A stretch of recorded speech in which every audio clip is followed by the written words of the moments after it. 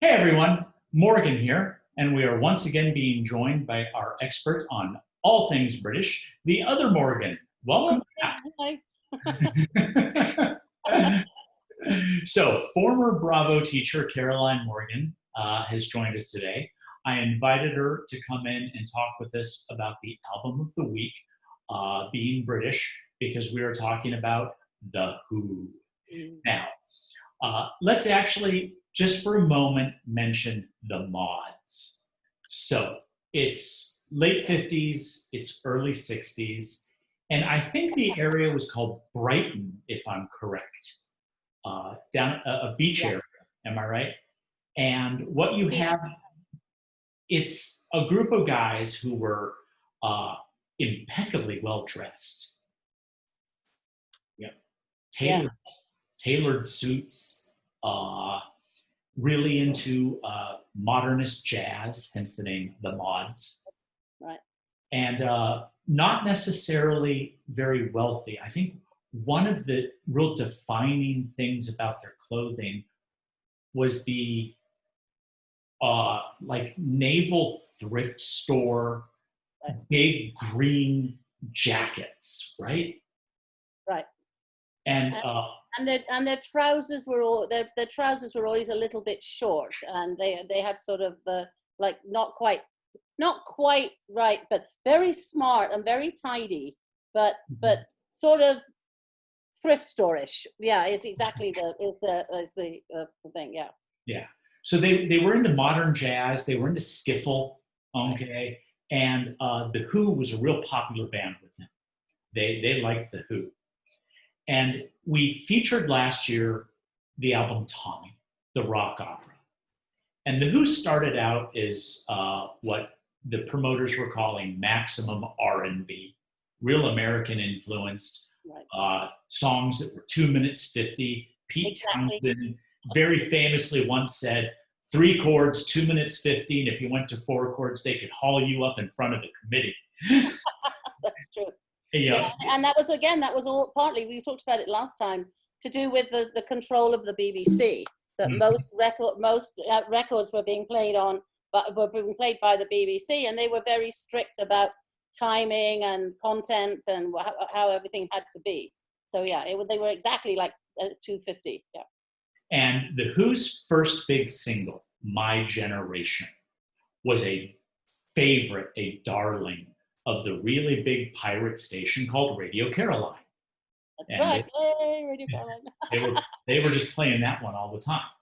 Then Right. came Tommy, and Tommy was the album that got the Who out of financial trouble. They toured it for a year and a half, I think. Played Woodstock in '69, and they kind of gave up the let's destroy the stage act after every show and did really, really well. But when they came out of that, I think that Roger Daltrey, the singer, and Pete Townsend, the guitar player, had grown up. Do you think that's the right term? Yeah, yeah, they did. They wanted to get away from the whole merry-go-round of make an album and tour it and play that album over and over and over in a million cities and then make another album. And it was a sort of this whole merry-go-round deal of the same thing over and over again. And not only that, their audience was growing up too. Mm-hmm. The Yeah. people who they were their big fans, they were all getting old. They were all older, having families, settling down a bit. So their sort of audience was changing too. Yeah. And So out of that came Who's Next, which is just a definitive album. I wouldn't just say of the 1970s, but I would say of rock and roll itself. right. Uh, the album gave The Who an opportunity to stretch their legs. The songs were not 2 minutes 50. Right. I mean, Won't Get Fooled Again, I think, is 8.5 minutes. Yeah. And they were much more introspective songs. They were longer. They were not just, a guitar, a bass, and drums anymore. They were bringing in other instruments. Other people were writing. It wasn't just Townsend writing anymore. Right. And the album starts off with Baba O'Reilly, which everybody, of course, messes up, and they think that the title of the song is Teenage Wasteland. And it began with this synthesizer intro. And a lot of radio stations didn't want to play it because it was too long. Right. And then the album did, I think, the reverse of what a lot of people expected. Instead of that side A of the album getting louder and louder and louder and coming to this climax, it actually descended. It got mellower as it progressed. And it ended up with this really mellow track. And then side 2 did the reverse. It started off mellow and built up. So you get to the last track, which is Won't Get Fooled Again. And it has got what has to be the world's, just rock and roll's greatest scream ever. Roger Daltrey just letting loose. And my understanding is it was recorded in a castle because they wanted this amazing echo. And they got Led Zeppelin's mobile recording unit to go out there, and they just set it up in a hallway, and it sounded great. So, 1971, you were a teenager. Yep. I would assume, even though you were in what was a really stable family, and I know you had a good relationship with your parents. I mean, you still do today. Oh, absolutely. You must have been a little disenfranchised because you were a teenager. Oh, yeah. It was. We were very close knit. I mean, partly because we were not actually living in England right then. We were in Hong Kong, I was in Hong Kong until 73 when I finished school. And so we were a very tight knit group in our family. But yeah, the people around me and people and kids in England, when we went back to visit, were beginning to feel very disenfranchised. I mean, I went back to England to live in 73 at a college, and there was I wouldn't say there wasn't rioting in the streets, but there was definitely kids who were very disgruntled with the world in general. Me personally, I wasn't too bad. I mean, I had come from a very different background. But I lived in England from 73 onwards, and yes, it was very noticeable. Young people were, disenfranchised is a good word. They were disgruntled. They were like, that nobody's listening to us. And yeah, there was a lot of that about. Well, the mods and the rockers were actually fighting in the streets. Yes, that's true. They were, yes. There was trouble. There was things going on, like running street things in Brighton particularly, which is where it started. They did have a lot of problems there, sort of between groups. And in London, Bristol, where I was, not quite so bad that I remember. It was a college town.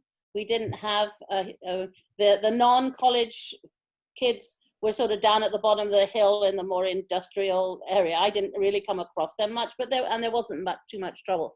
But in general, yes, it was very, very tumultuous at the time. Yeah.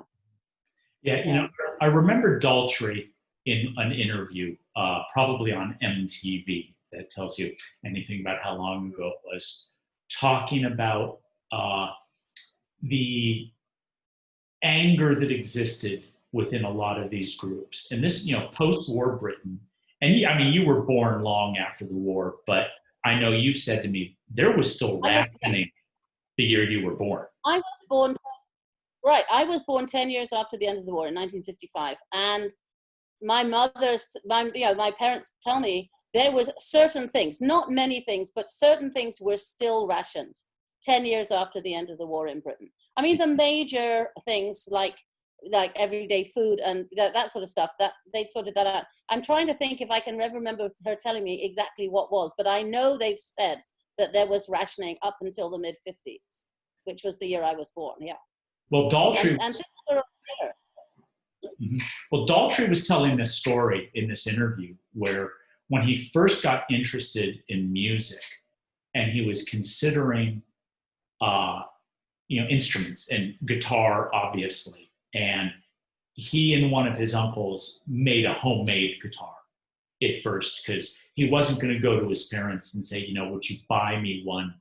Because in, late 1950s, his parents were just then getting the windows in their flat repaired.